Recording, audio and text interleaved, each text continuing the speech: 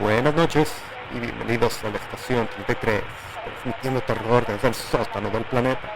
El hecho de hoy, compartido por Saturday, nos habla de los fenómenos meteorológicos, cosas como esas tormentas que azotan las costas, los tornados que purgan las praderas y las nieves que congelan los campos. Pero hay cosas que aún hoy no se pueden explicar, como esos raros fenómenos en que llueven ranas, que en esta historia son plumas. Los dejo entonces con Nunca debí investigar por qué nievan plumas.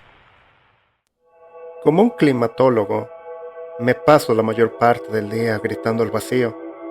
Cada vez me siento más como el profeta del fin del mundo. ¡El fin está cerca!, gritamos desde los proverbiales tejados, pero sinceramente estoy tan harto de hacerlo como tú de escucharlo. No me malinterpreten, me encanta mi trabajo. Me permite ver y comprender cosas que otros suelen dar por sentado. Ver cómo confluyen las maquinaciones del planeta para explicar un resultado imprevisible. Enfrentarme a la tormenta y decir, sí, lo entiendo. Estamos aprendiendo el lenguaje de la madre naturaleza. Sus gritos, sus rabietas, su agonía y su alivio. Pero a principios de este año, me enviaron a estudiar algo distinto. No iría tan lejos como para decir que estamos atados a los caprichos de un millonario excéntrico, pero al mismo tiempo no estaría demasiado lejos de la verdad. La mayoría de nuestros proyectos colectivos se financian con fondos privados.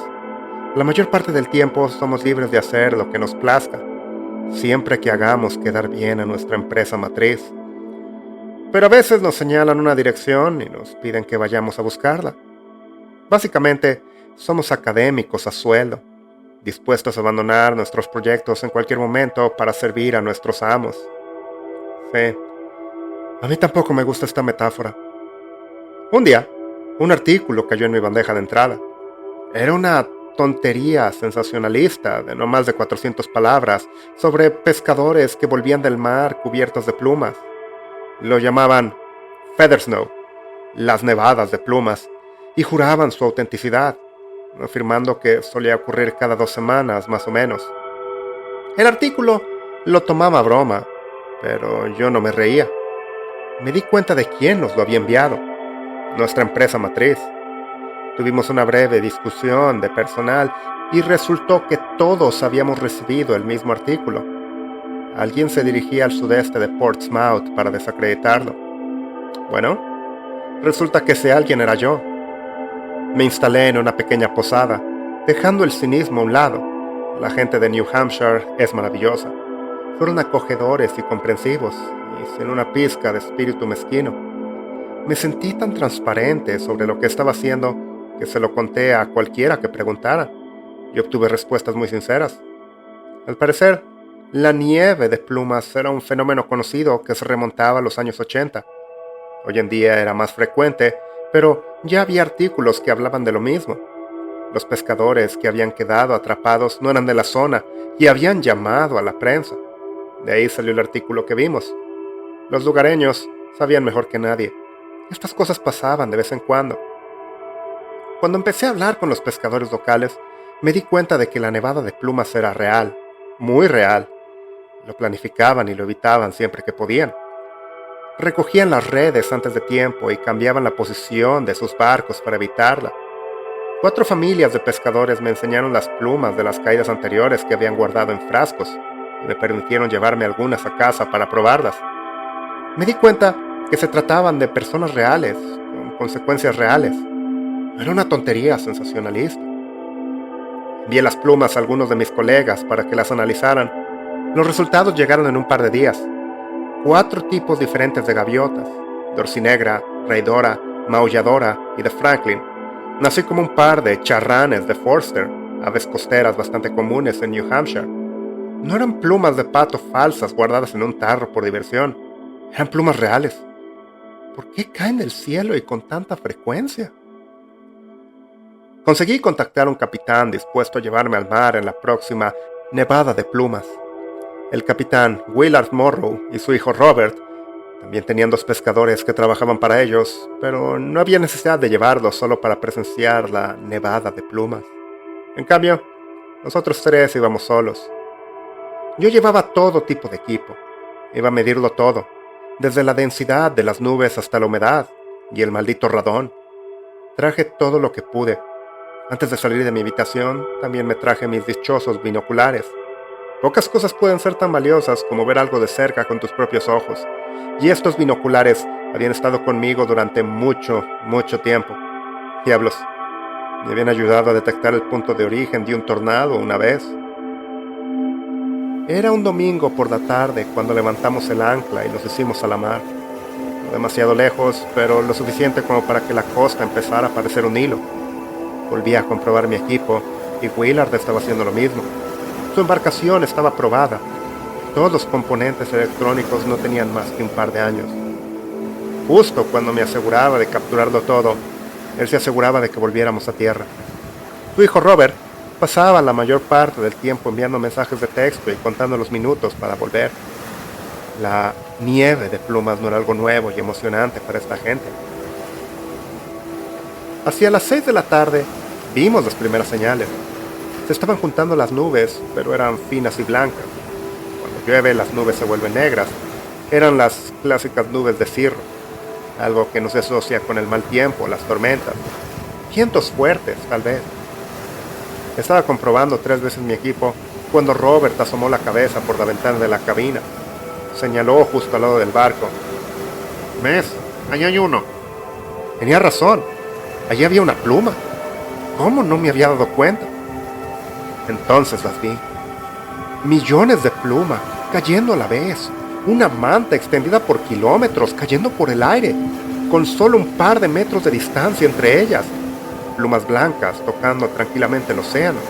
Algunas cayeron sobre mí y el barco se cubrió de ellas. Robert suspiró. Probablemente iba a tener que lavar la cubierta con una manguera cuando volviéramos a tierra.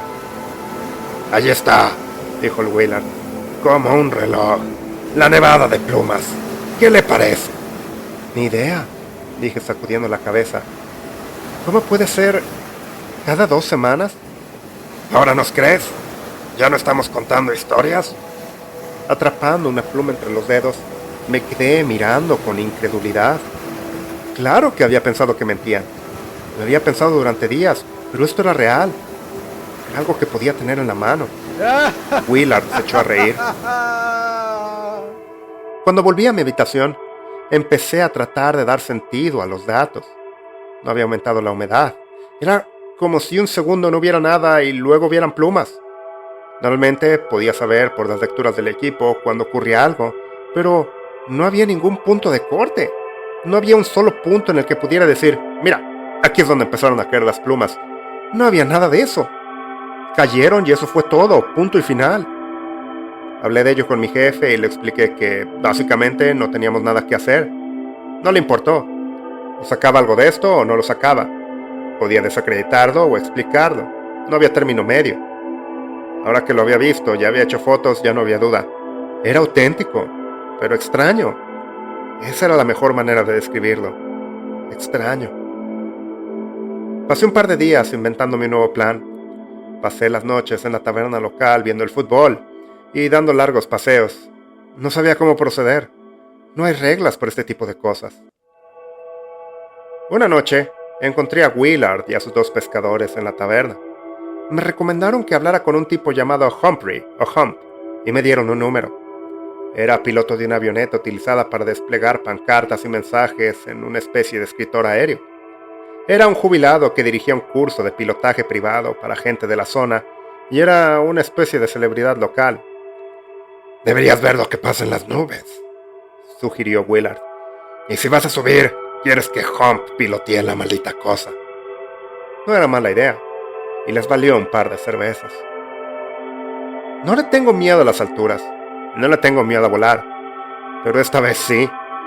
Me puse en contacto con Hump y decidimos subir durante la próxima nevada de plumas. A él no le importaba. Los vientos solían ser suaves y de todos modos tenían una propuesta en la cual ayudar. Siempre que le prometiera que le ayudara a montar las letras, él me ayudaría de forma gratuita.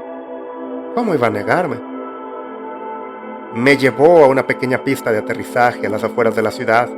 Apenas había asfalto en la carretera, pero la pista estaba inmaculada. Era propiedad privada y Hump la cuidaba mucho. Cuando llegué, estaba limpiando el avión con una manguera. Nos dimos la mano, nos reímos un poco y le ayudé con las cartas. «Cásate conmigo, Jocelyn», decía en letras rojas. Cuando llegó la hora de partir, tuve que apretujarme en el asiento trasero del avión. Solo había 2 asientos y no podía llevar mucho equipo. Me conformé con mi cámara y mis binoculares. Hump, al ser de una complexión ligeramente superior a la media, apenas cabía en el asiento delantero. Aún así, estaba tan acostumbrado a volar como yo a caminar. Sé que no debería haberme sentido seguro en ese asiento tan pequeño, pero no había ni un rastro de inseguridad en nada de lo que me decía. En todo caso, iba a ser divertido. El buen Hump. Las nubes Cirrus suelen alcanzar entre los 5.000 y los 6.000 metros, y nosotros íbamos mucho más allá de los 8.000. Tendría muchas oportunidades de ver por mí mismo lo que estaba pasando. Hump incluso accedió a quedarse más abajo de lo habitual. A decir verdad, se preguntaba por qué íbamos a salir. No porque tuviera miedo, sino porque no entendía el punto. No había nada allá afuera. Claro, la nevada de plumas era rara, pero no era maliciosa. No había un solo naufragio por eso. Estaba demasiado cerca de la costa. Pero surcamos los cielos. Hombre, sentir ese gran trozo de metal elevarse de la tierra es algo a lo que nunca me acostumbraré. Una cosa es estar en un vuelo comercial, pero esta cosa era diminuta. Cada vuelta y revuelta se me anotaba instantáneamente en el estómago. Y cuando Hump empezó a bromear sobre una vuelta de barril, casi me dan arcadas. No era el tipo de cosa a la que te acostumbras. O te encanta al instante o lo odias por el resto de tu vida. Yo estaba claramente en la segunda categoría. Dimos un par de vueltas alrededor de la ciudad. 4 en total. Hump recibió un mensaje de texto confirmando que habían visto la propuesta y dio vuelta al avión. Yo solo quería que se acabara. Tenía un calambre en la mano de tanto estabilizarme y me zumbaban los oídos por el ruido de la hélice. Pero soy un profesional. Quería hacer fotos y ver qué pasaba. Cuando empezamos a ver cirros, saqué la cámara. Me ayudaba a ver el mundo a través de un objetivo. Lo hacía parecer menos real. Hice unas cuantas fotos, pero no veía nada en particular. Me eché hacia atrás para recuperar la compostura cuando Hump habló. «Oye, ¿ves eso?», preguntó. «Son muchos pájaros». Volví a mirar hacia abajo mientras Hump rodeaba la zona. Tenía razón, eran muchos pájaros. Cientos, tal vez miles. Más de los que debería ver. Estaban rodeando una parte particularmente gruesa de la cubierta de nubes. Hump nos llevó hacia abajo para obtener una mejor vista y fotografié al menos una docena de especies distintas, todas volando en una formación circular como un anillo en el cielo. Habría sido imposible verlos desde el suelo. Estaban ocultos por las nubes. Eran todos de plumajes blancos diferentes y se mantenían en cierta parte del cielo donde las nubes los ocultaban. «¿Estás viendo esto?», repitió. «¿Qué están haciendo?». «Lo mismo que nosotros», me reí. «O haciendo turismo o pescando». Saqué los binoculares para ver mejor. Entonces lo vi. En el centro del anillo de los pájaros, donde las nubes eran más densas, y una mancha negra. No había estado ahí hace unos segundos. Una gran forma circular. La fotografié, poniendo mi cámara en zoom máximo. Lo que ocurrió a continuación me atormentará toda la vida. Un círculo blanco apareció dentro del punto negro. Mientras Hump nos llevaba hacia arriba, me di cuenta de que estaba mirando un ojo.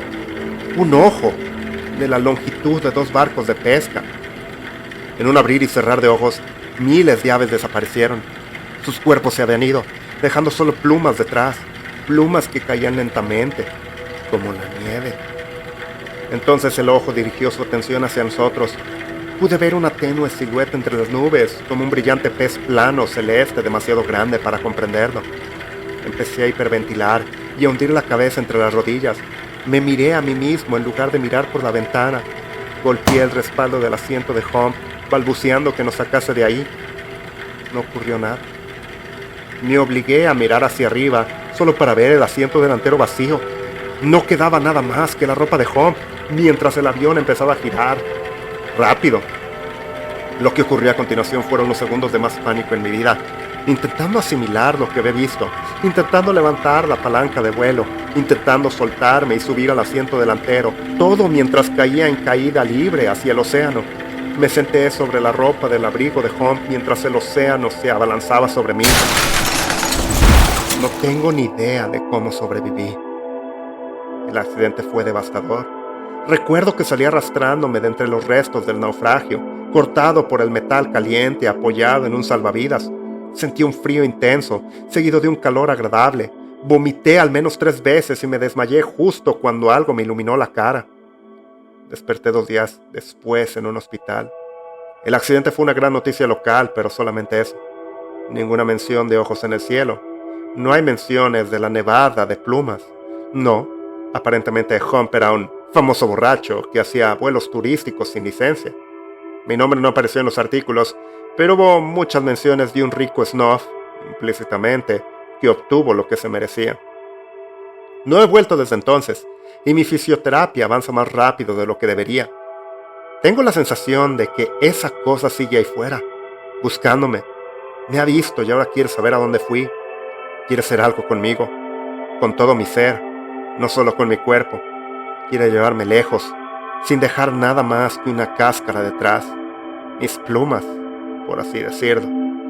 No ha habido más informes de nevadas de plumas fuera de la costa al sureste de Portsmouth. Al parecer se detuvo después de que Hump desapareció. Pero una noche, mientras luchaba por dormir, lo vi, claro como el día. Una sola pluma blanca bailando hacia el suelo. Creo que está aquí.